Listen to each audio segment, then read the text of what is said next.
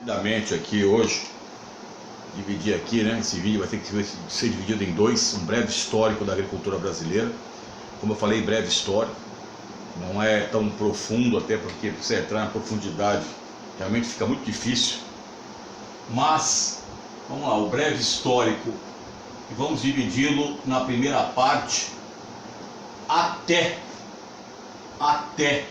o século XIX, tá? Então, quando você pega aqui, isto aqui não parece, mas seria o Brasil, no caso, dividido pelo famoso Tratado das Tordesilhas.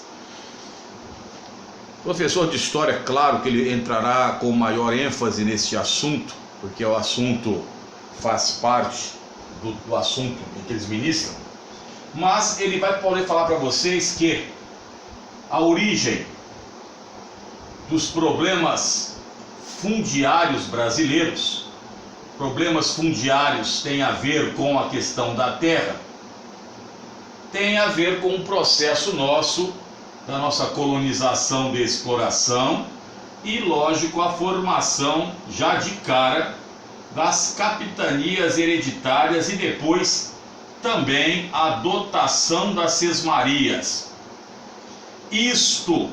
Isso aqui é clássico, gerou a grande concentração de terras nas mãos de poucos. Tem uma frase famosa que é colocada para análise no vestibular.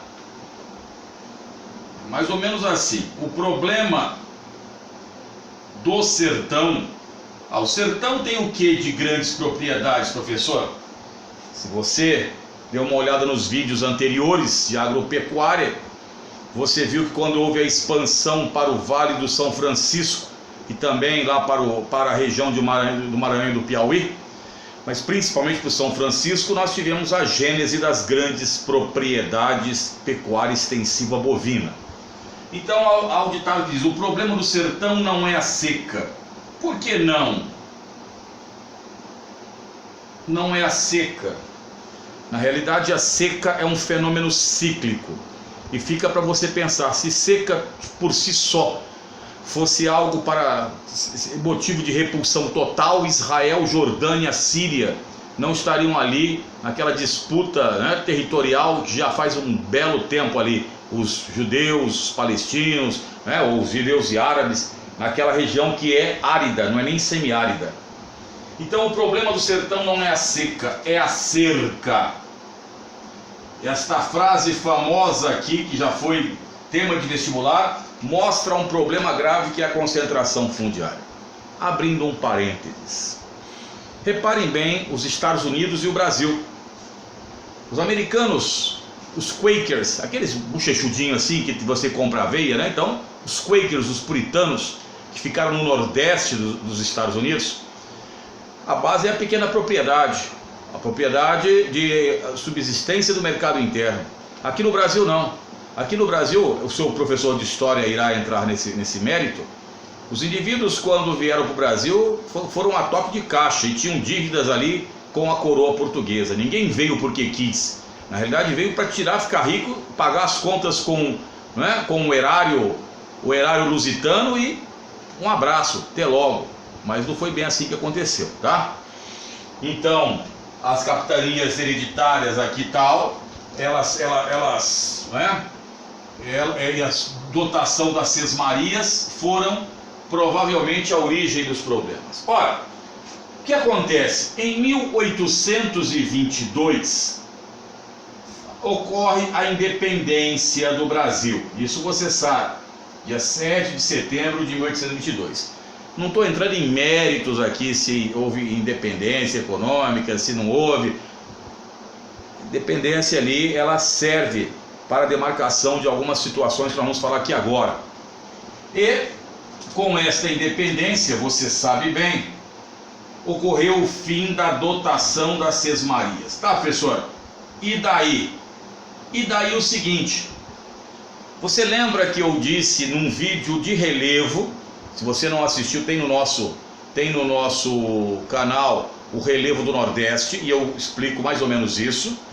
Eu falo que na sub-região do Agreste, o Agreste é uma sub-região do Nordeste que tem justamente as pequenas propriedades policultoras, né? Milho, café, arroz, sisal ou agave, que você retira, né? A planta, você faz fibras têxteis, pecuária leiteira, mandioca. Então você tem ali uma pequena propriedade policultora.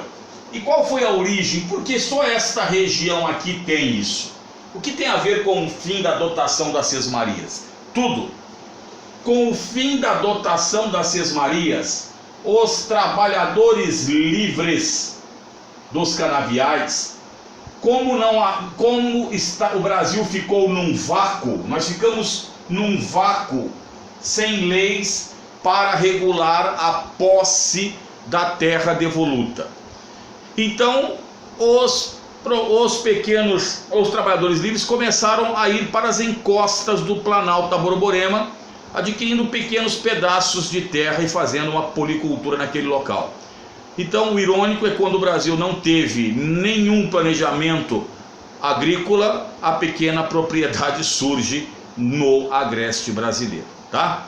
Entretanto, você sabe bem que isso não poderia ficar assim. E nós vamos então dar uma liberada na lousa, né? Vamos dar aquela paradinha louco Abreu para falar de uma lei que você conhece muito bem e que cai em vestibulares, chamada Lei das Terras. Vamos dar aquela paradinha louco Abreu. Vamos lá. Vamos tentar voltar ao ponto de vista do grande proprietário dos canaviais do Nordeste. Primeira coisa, você deve lembrar que em 1844, a Inglaterra, que foi, junto com os Estados Unidos, os primeiros países a reconhecer a independência do Brasil, ela promulgou uma lei chamada Lei Bill Aberdeen. Esta lei proibia o tráfico de negros. O tráfico de negros. Quando o seu professor de literatura falar, né, de alguns poetas brasileiros, citará Castro Alves. E Castro Alves tem um ali, né, que fala sobre navio tumbeiro. Por que os navios eram chamados de tumbeiros?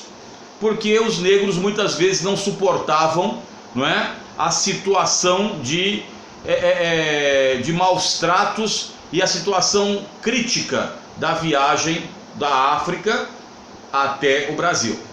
Então o que acontece? A Inglaterra, segundo alguns, não é, historiadores, eles dizem o seguinte: escravo não é mercado consumidor. E quando a Inglaterra reconhece a independência do Brasil, o Brasil tinha se comprometido a libertar os escravos, porque isso gera dentro do capitalismo um mercado consumidor. E escravo não é mercado consumidor, escravo não é mercado consumidor. E aí o Brasil, como sempre, foi levando com o músculo, né, o músculo mais querido dos homens, o pânceps, foi levando com a barriga até onde dava. Só que é o seguinte, o que acontece? A pressão vai aumentando, acontece a apreensão muitas vezes dos navios brasileiros, né? Eles apreendem lá, soltam os negros, prendem os brasileiros e tal, e isso vai se tornando cada vez mais difícil. Até que por essa pressão toda, nós tivemos no Brasil, em 1850, a assinatura de uma lei chamado Enéas Queiroz? Não, Eusébio de Queiroz. Nessa lei, então, proibia também o tráfico de negros, e que se você pegar algumas tabelas para analisar dentro dos vestibulares, vai ver que o negro, né, o escravo negro deu um salto muito alto no valor que era pago. E aí o que acontece? Imaginemos os senhores de engenho. Os senhores de engenho, então, eles entram quase em polvorosa. Por quê? Eles pagam mais caros os escravos tornam-se proibidos no sentido do tráfico de negros. O preço, logicamente, quando algo é proibido, aumenta sobremaneira. Então já não tinham mais essa liberdade, esse livre acesso. E o que também tinha? Eles perdiam desde a década de 1820 trabalhadores livres. Então, meu filho, é o seguinte: o que vai acontecer para você dar aquele tapa na sua prova de vestibular? Simples. Há uma pressão muito grande dos senhores de engenho ao governo brasileiro. E aí, por esta pressão, nós vamos ter uma lei que vai beneficiar a elite agrária. Nós vamos ver aqui agora. 1850, coincidentemente, essa lei sai praticamente junto com a lei Eusébio de Queiroz, que é a lei das terras, ou lei de terras, tanto faz. Então, a partir daquele momento, primeiro, a terra seria vendida em leilão. Ora, quem tinha dinheiro para comprar terra? A terra devoluta, quem tinha dinheiro para comprar a terra devoluta que era do governo? Quem tinha? Os grandes fazendeiros. O coitado do pequeno proprietário ou o indivíduo que era trabalhador livre não tinha essa condição, pô. Então, leilão em asta pública, e o pagamento à vista, filhão. Pagamento à vista. Ah, vou pagar com a colheita. Não. E ao mesmo tempo, então o que acontece? Quem é beneficiado por isso? Beneficiado por isso serão os senhores de engenho. Agora veja o que o governo faz. Com o dinheiro arrecadado, com a venda de terras, principalmente para os senhores de engenho, o que acontece? O governo brasileiro financia a vinda do imigrante, principalmente para as fazendas de café. Principalmente para as fazendas de café em São Paulo, que começava a crescer assustadoramente. Então, essa lei de terras, você pode afirmar que ela, beneficiou a elite agrária brasileira. Isso não é ideológico, meu filho, tá? Agrária brasileira, porque agora tudo virou ideológico, virou moda. É a moda, a palavra moda agora é essa, né? A elite agrária brasileira. E 2, aumentou a concentração fundiária, a concentração de terras. Então, mas ao mesmo tempo, ainda no século XIX, antes que eu esqueça, vou dar uma paradinha louco Abreu para falar de alguém importante nessa situação que muitos esquecem de falar. Uma paradinha louco Abreu. Nós falamos, não é? Que o dinheiro arrecadado com a lei das terras financiava principalmente a vinda de imigrantes para as fazendas de São Paulo, de café. Entretanto, nós também temos que lembrar o seguinte: quando nós pegamos o Brasil é isso aqui mais ou menos, isso aqui é o Brasil, minha concepção artística, tá? Nós tivemos aqui a vinda tanto para o sul quanto para São Paulo também, não é? De imigrantes. E os imigrantes que vieram para o sul principalmente foram quem? Alemães, italianos e eslavos. Principalmente, eu falei, em São Paulo principalmente italianos. No sul, não é? Você teve, entre aspas, a cessão de terras. Eu falo entre aspas porque depois o imigrante era obrigado a pagar todo esse processo. Quando entrar em um vídeo de imigração nós veremos isso. Mas houve a cessão de terras e aqui nós tivemos a pequena propriedade policultora, que visa principalmente o mercado interno, o abastecimento do mercado interno. Em São Paulo, o imigrante, isso é importante, em São Paulo ele veio substituir a mão de obra escrava, os italianos, né? Principalmente eles.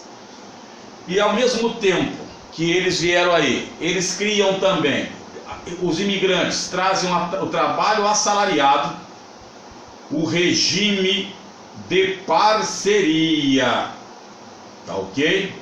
Para aquela região de São Paulo. São os imigrantes que vão trazer aí o cultivo da viticultura para São Paulo, cultura de uvas para a mesa, para o consumo humano. Então, filhão, demos um apanhado aí rápido até o século XIX.